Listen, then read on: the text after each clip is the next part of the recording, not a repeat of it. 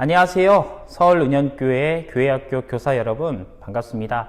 저는 올해부터 서울은현교회 교육 디렉터를 맡게 될 신동열 목사라고 합니다. 반갑습니다. 오늘부터 여러분들과 함께 교회학교 교사 세미나를 하려고 합니다. 지금은 교회학교란 무엇인가 라는 제목을 가지고 강의를 하게 될 텐데, 이 강의가 여러분들이 학생들을 가리키고 양육하는데 많은 도움이 되기를 바랍니다. 여러분, 제가 질문 한 가지 드리겠습니다. 여러분, 교회학교란 무엇일까요? 교회 안에 있는 이 학교, 교회학교란 도대체 어떤 것을 이야기하고 있는 것일까요? 저마다 이 교회학교에 대한 정답들을 다 가지고 계실 줄을 압니다. 학교라고 하는 것은 기본적으로 누군가에게 배움을 주고 가르침을 주는 것이 바로 학교라고 이야기할 수 있겠죠. 마찬가지로 교회학교란 학생들에게 어떤 것을 가르치고 배움을 주기 위한 일종의 교육기관이라고 볼 수 있습니다. 여러분, 그렇다면 교회학교란 도대체 어떤 것을 가르치는 교육기관이라고 볼 수 있을까요? 그렇죠. 교회학교는 가장 첫 번째로 성경을 가르치는 교육기관이라고 볼 수 있습니다. 교회에서의 가르침의 가장 첫 번째 목적은 하나님의 말씀인 이 성경을 잘 가르침에 있다고 볼 수 있습니다. 교회학교란 크게 세 가지의 교육을 가르치는 곳이라고 볼 수 있습니다. 이 세 가지가 굉장히 중요한데요. 첫 번째는 하나님의 말씀인 성경을 가르치는 것이고, 두 번째는 신앙의 잠재력을 키워주는 그 일을 교회학교가 감당하는 것이고, 세 번째는 부모와 함께 협력해서 학생들을 잘 양육하는 것이 교회학교의 세 가지의 목적이라고 볼 수 있습니다.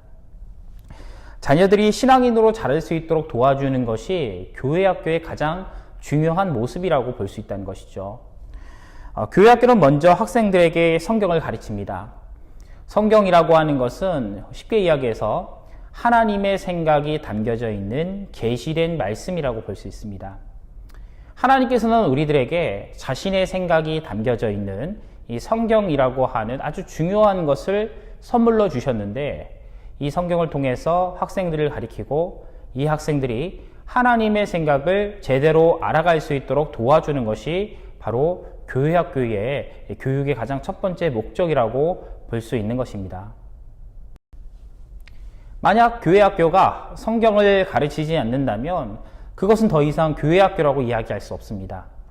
교회학교의 가장 첫 번째의 목적은 하나님의 말씀을 가르치는 것에 있기 때문에, 만약 교회학교가 하나님의 말씀을 가르치지 않고 재미를 추구하거나 콘텐츠나 다양한 역기능적인 것들을 자꾸 활발하게 가르치게 된다면 그것은 더 이상 교회학교라고 볼 수 없는 것이죠. 하나님께서 우리 서울은현교회의 교회학교를 만드신 이유는 자신의 생각이 담겨져 있는 이 성경을 당신의 자녀들, 즉 교회학교 학생들이 이 하나님의 말씀을 잘 배울 수 있도록 이 교회학교를 세운 것이라고 볼 수 있는 것이죠. 제가 하나님의 말씀을 한번 읽어보겠습니다. 디모데후서 3장 15절의 말씀을 읽어보겠습니다. 또 어려서부터 성경을 알았나니 성경은 능히 너로 하여금 그리스도 예수 안에 있는 믿음으로 말미암아 구원에 이르는 지혜가 있게 하느니라. 아멘. 놀랍게도 성경은 교회학교가 앞으로 나아가야 할 방향에 대해서 말씀해 주고 있습니다. 15절의 말씀을 유심히 보십시오. 15절의 말씀을 보게 되면 교회학교란 학생들에게 성경을 잘 가르치고 예수님 안에서 믿음이 잘 자랄 수 있도록 도와주는 역할이 바로 교회학교가 앞으로 나아가야 할 방향이라고 말씀해 주고 있습니다. 성경은 제가 앞서 소개했던 것대로 하나님의 생각이 담겨져 있는 아주 중요한 계시의 말씀이라고 볼 수 있습니다. 하나님께서는 이 성경을 통해서 자신의 생각을 알아갈 수 있도록 우리에게 선물로 주셨는데, 오직 이 성경책만을 통해서 우리는 하나님의 생각을 바르게 알 수 있게 되는 것이죠. 그렇기 때문에 하나님의 생각이 담겨져 있는 이 성경책을 학생들에게 가르치는 것이 가장 중요한 교회학교의 역할이라고 볼 수 있습니다. 이와 마찬가지로 하나님의 생각이 담겨져 있는 이 성경책을 우리 교사 여러분들이 학생들에게 잘 가르치는 것이 무엇보다 중요하다고 말씀드릴 수 있는 것입니다. 성경을 가만히 살펴보게 되면 예수님께서 제자들을 가르치고 명령하신 말씀 중에 너희는 가서 모든 족속으로 제자를 삼으라 라고 하는 말씀이 있습니다. 이 말씀을 쉽게 풀이하자면 모든 사람들에게 하나님의 말씀이 성경을 가르치고 제자로 만들어야 한다라는 뜻을 담고 있습니다. 쉽게 이야기해서 여러분들이 가르치는 그 학생들에게 성경을 잘 가르친다는 것은 결과적으로 이 학생들이 예수님의 제자가 될 수 있도록 양육하는 것에 있다는 것입니다. 하나님의 말씀은 여러분들이 양육하는 학생들을 제자로 만들 수 있도록 도와주는 아주 중요하고 가장 기초적인 역할을 감당하는 하나님의 계시의 말씀입니다. 그렇기 때문에 교사 여러분들께서는 성경을 누구보다 잘 연구하고 공부하는 것이 무엇보다 중요할 것입니다. 성경을 배우려고 하지도 않고 성경을 알려고 하지도 않는 상태에서 제자들에게, 학생들에게 복음을 가르친다는 것은 굉장히 우스운 일과 다를 바가 없는 것이죠. 여러분들이 양육하는 그 학생들이 제자가 되어줄 수 있도록 여러분들이 끊임없이 말씀을 연구하고 묵상하는 것이 무엇보다 중요하다고 볼 수 있습니다. 저는 여러분들에게 권면을 드리고 싶은 것이 있습니다. 무엇보다 성경을 열심히 묵상하고 공부하는 일을 그치지 않으셨으면 좋겠습니다. 왜냐하면 여러분들이 말씀을 묵상하고 공부한 그 내용을 가지고 여러분들의 자녀들이, 여러분들이 양육하는 학생들이 예수님의 제자가 되기 때문입니다. 그렇기 때문에 교사인 여러분들은 이 하나님의 말씀인 성경을 그 무엇보다 가까이 해야 하는 것입니다. 그렇다면 어떻게 해야 우리는 성경책을 잘 알 수 있게 되는 것일까요? 여러분들이 학생들을 잘 가르치기 위해서는 성경을 무엇보다 잘 알고 배워야 하는 것인데 어떻게 해야 이 성경을 교사인 여러분들이 잘 알 수 있게 되는 것일까요? 우리 교회는 너무나도 다행스럽게도 수요일 날에 모여서 성경을 가르치는 일들을 하고 있고, 그리고 끊임없이 독서 활동을 통해서 성경에 대한 지식들을 가르치는 다양한 배움의 장을 열어주고 있습니다. 그러나 제가 여러분들에게 권면드리고 싶은 것은 수요일 날에 공부를 한다거나 기본적인 신앙의 서적을 통해서 열심히 공부를 하고 학습하는 것을 권면드리는 것이 아닙니다. 물론 이것도 무엇보다 중요한 일이지만 그 무엇보다 교사인 여러분들이 배워야 하는 성경 공부는 공과책을 통해서 하나님의 말씀이 성경책을 배워야 한다는 것이죠. 공과책은 여러분들이 생각하는 것보다 더 깊이 있는 하나님의 말씀을 배울 수 있는 배움의 교과서라고 볼 수 있습니다. 2021년도부터 모든 교육부서가 하나바이블이라고 하는 이 총회 공과를 사용하고 있습니다. 이 하나바이블은 굉장히 잘 만들어진 공과책이라고 볼 수 있습니다. 어린아이에서부터 어른들이 보기에도 훌륭히 하나님의 말씀을 공부할 수 있는 아주 중요한 책이라고 볼 수 있는 것이죠. 만약 여러분들이 하나바이블만 열심히 공부한다면, 열심히 교사 지침서를 연구하고 공과를 잘 준비하게 된다면, 하나님의 말씀을 잘 복습하게 된다면, 아이들에게 가르치기 전에 토요일이나 금요일 날 시간을 내어서 열심히 공과책을 잘 공부하게 된다면 교사인 여러분들이 그 무엇보다 성경을 바르게 알 수 있게 된다는 것입니다.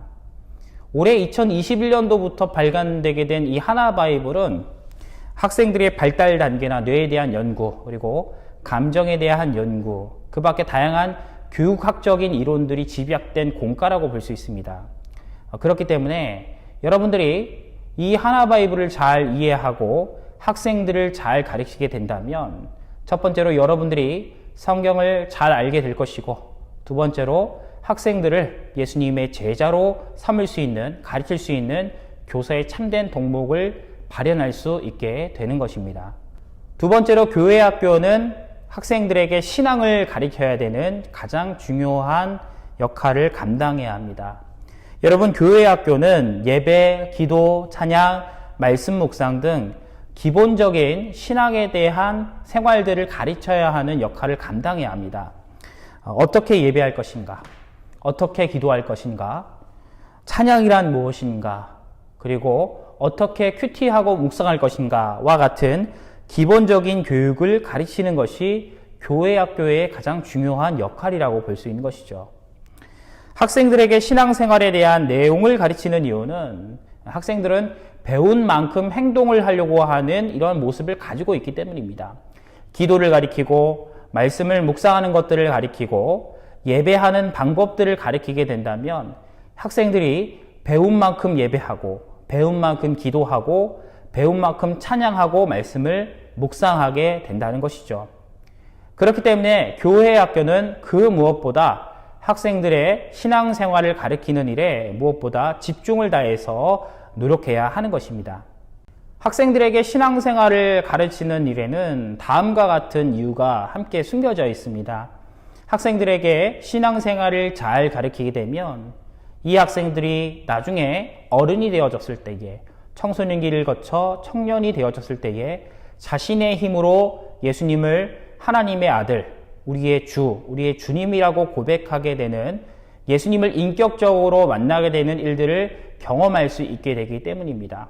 대부분의 교회 학교 학생들이 청년이 되었을 때에 교회를 떠나는 이유는 신앙생활에 대한 이 학습이 무엇보다 부족하기 때문입니다. 이 학생들이 만약 어려서부터 기도하는 방법과 예배하는 방법, 그리고 말씀을 묵상하는 방법을 꾸준히 생활화하게 되고 배우게 되어졌다면 청년이 되어서도 예수님을 자신의 주라 고백하게 되는 이런 일들을 경험할 수 있게 되는 것이죠. 제가 준비한 표를 보겠습니다. 이 표는 영아기 때부터 청년까지에 이르는 신앙의 발달 단계를 다루고 있는 표라고 볼 수 있습니다. 영아기 때부터 7세까지는 부모와 교사에게 칭찬을 받기 위해서 열심히 신앙생활을 하는 때를 이야기하고 있습니다. 우리 영아기 때의 친구들을 가만히 살펴보게 되면 이 친구들은 부모님들에게 사랑을 받기 위해서, 교사 선생님들에게 인정과 칭찬을 받기 위해서 열심히 신앙생활을 하는 때라고 볼 수 있습니다. 이 시기 때의 아이들은 교회에 친숙하고 정감 있는 모습들을 통해서 신앙생활을 경험합니다. 이때의 아이들에게는 예수님의 이름으로 너를 사랑하고 있다라고 하는 이 사랑과 정감의 메시지를 주는 것이 무엇보다 중요한 시기라고 볼 수 있는 것이죠. 다음으로 8세부터 11세까지의 내용을 보게 되면 저는 이때가 신앙교육에 있어서 가장 중요한 신앙의 골든타임 시기라고 이야기하고 싶습니다. 신앙의 골든타임 시기라고 하는 것은 그 무엇보다 중요하고 절대 놓쳐서는 안 되는 교육의 가장 중요한 핵심적인 시기라고 볼 수 있는 것이죠. 이때의 아이들은 마찬가지로 부모님과 선생님들에게 칭찬을 받기 위해서 열심히 말씀 묵상하고 찬양하고 예배하기에 노력하는 모습을 가지고 있습니다.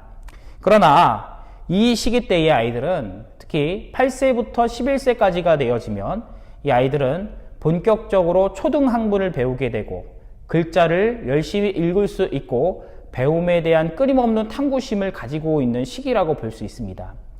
8세에서 11세까지의 아이들에게 신앙에 대한 생활과 그리고 하나님의 말씀을 묵상할 수 있는 방법들, 그리고 큐티할 수 있는 방법들, 그리고 다양한 신앙생활에 대한 기초적인 지식을 가르치고 잘 훈련하게 된다면 12세 이후부터의 이 아이들이 가지게 될 이 자아 정체성의 시기 가운데 예수님을 인격적으로 만날 수 있는 영적인 잠재력이 이 시기에 만들어진다는 것이죠.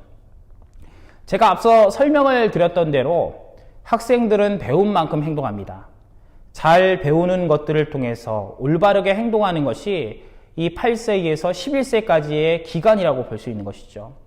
아이들을 잘 가르치고 신앙생활을 잘 할 수 있도록 독려하고 권면하고 훈련시키는 이 시기를 잘 지내게 된다면 12세기부터 시작되는 이 신앙의 반항기를 잘 극복하게 되어지고 예수님을 인격적으로 만날 수 있는 계기가 완성되게 된다는 것입니다. 사랑하는 교사 여러분, 우리는 학생들이 예수님의 제자가 되어줄 수 있도록 권면하고 가르치는 일을 절대 그쳐서는 안 됩니다. 특히 이 신앙의 골든타임 시기인 8세에서 11세까지 때에는 본격적으로 이 학생들에게 신앙에 대한 기초적인 지식을 가르쳐 줄 뿐만 아니라 신앙생활을 잘 할 수 있도록 무엇보다 옆에서 독려하고 권면해 주는 일이 무엇보다 중요하다고 볼 수 있는 것이죠. 물론 이 시기를 놓친 학생이 있다면 그 학생들을 결코 포기하지 않고 끊임없이 신앙교육에 대한 전반적인 지식과 권면을 아낌없이 쏟아 부어야 하는 것입니다.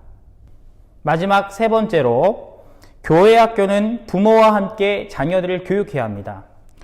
사실 신앙생활에 대한 가르침과 행동, 교육에 대한 1차적인 동기는 교회 학교에 있지 않습니다. 사실 아이들을 신앙 안에서 잘 양육하고 키우는 이 1차적인 동기는, 가장 결정적인 원인은 바로 부모에게 있다고 볼 수 있는 것이죠. 어떤 책을 보더라도, 어떤 교육학 책을 보더라도 부모의 학습 동기에 따라서 아이들은 변화하고 바뀌게 되기 마련입니다. 이와 마찬가지로 부모인 여러분들이, 부모인 세대들이 학생들을 예수님 안에서 잘 양육할 수 있도록 지도하고 노력하게 된다면 이 학생들은 부모님의 인정과 칭찬을 받기 위해서 열심히 신앙생활을 하게 될 것입니다. 교육학 이론 중에 피그말리온 효과라는 것이 있습니다. 이 피그말리온 효과는 자녀들이 어렸을 때부터 부모에게 인정을 받기 위해서 열심히 공부를 한다는 이 교육학의 이론을 담고 있습니다. 이와 마찬가지로 여러분들의 자녀들, 특히 부모 세대의 자녀들은 부모에게 인정을 받고 칭찬을 받기 위해서 열심히 신앙생활을 하게 될 것입니다. 이것들이 기초가 되어져서 이 부모 세대의 자녀들은 어느 순간 신앙의 반항기 때에 예수님을 인격적으로 믿게 되는 놀라운 기적을 경험하게 될 것입니다. 교회 학교는 부모와 함께 자녀들을 믿음 안에서 양육하고 함께 섬기는 일들을 그치지 말아야 합니다. 교회 학교의 교육은 단순히 학생들의 교육으로 그쳐지는 것이 아니라 부모 교육과 함께 엮어서 함께 나아가야 하는 것이 교회 학교의 올바른 방향성이라고 볼 수 있습니다. 정리하겠습니다. 교회 학교는 다음의 세 가지의 특징을 가지고 있습니다. 첫 번째는 하나님의 말씀인 성경을 가르쳐야 합니다. 두 번째로 신앙을 가르치고 신앙의 잠재력을 키워줘야 합니다.